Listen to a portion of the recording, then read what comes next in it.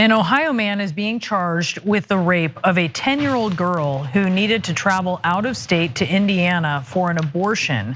The case drew national attention. It also drew a lot of scrutiny in the wake of the Supreme Court's decision to overturn Roe v. Wade.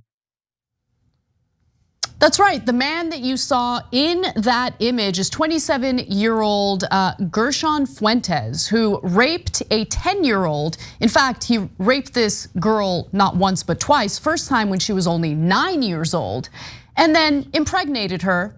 And when she was pregnant in the state of Ohio, where she was unable to get an abortion, her family had to travel to another state, Indiana, in order to get an abortion so she wouldn't be further victimized by forced pregnancy and forced child delivery, giving birth to her rapist child. I wanna just make sure you keep in mind, we're talking about a 10-year-old.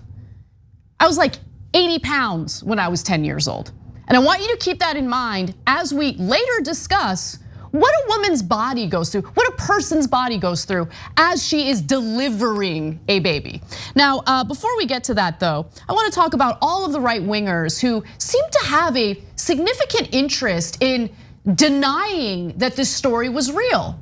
Now, when we're talking about rape victims, there are privacy concerns, especially when we're dealing with a minor. So when the story was first reported, we didn't know what her identity is. We still don't know what her identity is. I hope we never know what her identity is. But we didn't know anything about the perpetrator either. And that was exactly what the right wing exploited to try to throw cold water on this, to make it seem as though, no, this is impossible. This is just made up. The left wing is using this to politicize the issue of abortion, of rape, of the brutality that the right wing is inflicting upon women and girls in this country. Now, let's get to the individuals who seem to have an interest in discrediting the story in the first place. Let's start off with Jesse Waters, who had a woman by the name of Megan Fox from PJ Media to try to throw cold water on the story. No one has called me to say you're wrong. This story is corroborated. There is a police report. I have FOIAs out at several different government organizations in Ohio and Indiana looking for the report. Dr. Caitlin Bernard, like you said, is a mandated reporter. She has to report child rape. This is a horrific story being used to divide Americans, being used to outrage people, being used as a political weapon. And that was one of the main red flags to me, Jesse. So there she is, trying to discredit the story because no one's responding to her request for comment. When it was later confirmed that this was in fact a real story, and let's also be clear, there are many other underage girls who are raped in this country, who become pregnant as a result of that rape in this country. She didn't take any responsibility for her lies, for her efforts to discredit the story. She immediately tweets in response to someone who tells her to delete her account and calls her a hack because she is. She says, quote, "I should delete my account for exposing that no media was looking for a rapist and was only interested in political weaponization of child rape. Would this arrest have happened if no one asked questions about the shoddy reporting of this heinous act? I'm glad someone was arrested." Well, as Parker Malloy very clearly stated, and the reporting confirms this, yeah, the police referral was actually made on June 22nd. So Megan Fox, you're not a hero. If anything, you support a political ideology that brutalizes young girls and women in this country, and you're a disgusting person for doing it. Cenk, go ahead. So the charge that's most absurd is you guys are politicizing abortion. That's what the Republican Party has been doing for the last 50 years. They've been on a warpath. They told every one of their voters, don't worry about any of the other issues. Don't worry that we're robbing you blind and we're gonna keep your wages low. Vote only on abortion. And now they turn around and say, I can't believe you're politicizing abortion. Okay, don't make it illegal and no, doesn't have to be political at all. It's just the most absurd thing you've ever heard. You know what politicizes abortions? Having right-wing, grifter, culture warrior Republican lawmakers get in between women and their doctors, girls and their doctors. That is what politicizes this issue. Go ahead. Yeah, so they don't like this story because it makes them look like monsters. You know why? Because they are monsters. Because their position is she should not have been allowed to get an abortion. that 10-year-old should have somehow carried any child to term, let alone her rapist child. And you know that at birth, there's an excellent chance she would die. She's just 10. Birth is very, very difficult. And they're saying, I don't care, I don't care. This is the pro-life party, pro-life, right? So they're monsters, they're absolute sick monsters. So in order to cover up, like, it didn't happen, I don't believe it. They should be defended. I mean, look, as soon as that story came out, why was the first instinct to discredit that story when in reality, I mean, their first instinct should be to defend the laws that are now in place in Ohio. These are the laws that why are you not championing this legislation, this law? It's not even legislation in Ohio, it is now the law of that state. I mean, shouldn't you be defending it? Yeah, Anna, I was gonna say, shouldn't you be proud? I mean, this is what you fought for 50 years. Yeah. Congratulations, you finally got it. So shouldn't you be out there going like, yes, make that 10-year-old have the rapist baby. Hey, it's your law, not my law, I hate the law. You say it was your whole reason for existence for a lot of your voters. The only reason they ever voted, this is so important to them. Aren't you offending your voters who want this kind of vicious action against 10-year-olds? That's, hey, it's not my goddamn law, it's your goddamn law. So are you in favor of it? Are you proud of it? Or are you embarrassed? Because it's obvious that you're the bad guys. They know they're the bad guys. They know that they rely on manufactured culture wars, war against women, war against members of the LGBTQ community, any culture war necessary to deflect and distract from the fact that they have nothing to offer the American people. The right wing in America relies on politics of fear, politics of misery. Think about it. Think about everything that they engage in policy-wise, everything that they promote policy-wise. It's not about making anyone's life better.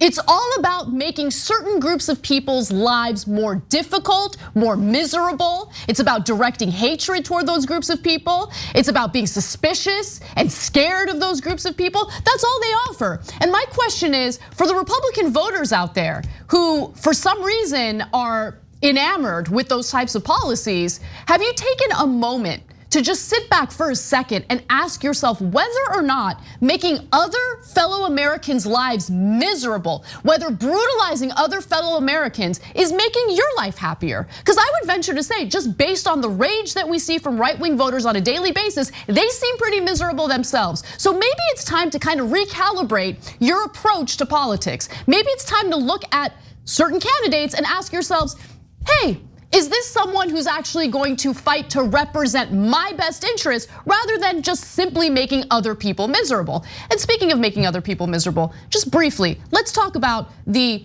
pregnancy process and more importantly, the childbirth process. Now, if you're an adult woman, you've been planning a pregnancy, you're excited to have a baby, you are mentally prepared for it, you are educated about it, your body, since you're an adult, is likely far more prepared to give birth to a baby compared to a literal 10-year-old. 10-year-old. Think about how tiny a 10-year-old is. Now think about that 10-year-old being forced to carry her rapist baby for 9 months. And then after that, what happens during childbirth? How long is labor? Because I mean, it fluctuates, right? Some women, it could be quick. Other women, it could take 24 hours to be in labor. Or longer. Or longer. Okay, then let's talk about what the child, when you're delivering the baby, what is that like? So would a 10-year-old who had been a rape victim and got impregnated by that rapist, would she be forced to do this through a vaginal birth? No, think about it. I want the right wing, I want everyone to think about it. I know it's super uncomfortable, it's disgusting. I wish we were not in a position to have to think about this. Think about a 10-year-old with her tiny body being forced to do a vaginal delivery after she's been raped. How traumatic that is. Or maybe since she's so tiny, her body is unable to handle a vaginal birth. They might do a C-section instead, right? I have not been in a room where a woman has had to have a C-section. I know you have been in a room where that's happened. What is that like, Cenk? They have to take out a lot of the inner intestines, etc., and put it on your stomach or your chest while they're taking the baby out. So it is a gruesome operation. Thank God for modern medicine that they do a good job afterwards of making sure the mom is okay. But you're really going to do that to a 10-year-old who was raped and impregnated by that rape? You're gonna make her go through that traumatic experience. Let's go to graphic 8 here. So during a cesarean section, a cut is made through your skin and the wall of your abdomen. This will be either horizontal or vertical. The abdominal muscles are separated to allow access to your uterus, but they're not done cutting you up yet. Another cut, either horizontal or vertical, is made in the wall of your uterus. The baby is delivered through these incisions. And by the way, as you can imagine, in a country where we have far higher maternal mortality rates than other developed countries, it's especially dangerous for a 10-year-old to go through this process, right? Her life very likely will be in danger through this process. In fact, I'm not just guessing. There are many studies proving this. Let me note one of them. Here's an excerpt. Early childbirth is especially dangerous for adolescents. In this case, we're not even talking about an adolescent, we're talking about a literal child, a 10-year-old, and their infants. Compared to women between ages 20 to 35, pregnant women under 20 are at greater risk for death and disease, including bleeding during pregnancy, toxemia, hemorrhage, prolonged and difficult labor, severe anemia, and disability. Great, yeah, super pro-life of the right wing in this country to force a 10-year-old to go through this. Yeah, so then one of the guys who didn't believe it, there's tons, of course, Jesse Waters, so many other Republicans and Jim Jordan. So Jim Jordan's a particularly interesting one. He's like, oh, like there was sexual abuse and it didn't get reported. Oh my God, Jim Jordan was a wrestling coach when a doctor on that same team sexually molested dozens of wrestlers. And a lot of them have now come forward and said, yeah, Jim Jordan knew. For a fact, he knew. We told him, can you please get him to stop molesting us and the students? And Jim Jordan protected the molester instead of protecting the kids. Now, it's not surprising that he says, who cares about the 10-year-old? Because he's been abusing kids and helping to abuse kids his whole life. Okay, and but then he says, oh, no, I don't even believe it. And then, of course, afterwards, he deleted the tweet. And now they've all pivoted, which is what we're going to talk about next, to blaming the doctor who did the abortion, because they're saying she is the one who should get in criminal trouble. They are disgusting people. So the Joe Bidens of the world and every stupid reporter in Washington keeps saying, oh, bipartisanship is so important. You need to hold hands with Republicans and say how great they are. No deal. We need to fight Republicans and we need to beat Republicans. If you see a Democrat kissing a Republican's ass, know that they are not on your side. Go fight them. These people are goddamn monsters. Thanks for watching The Young Turks. Really appreciate it. Another way to show support is through YouTube memberships.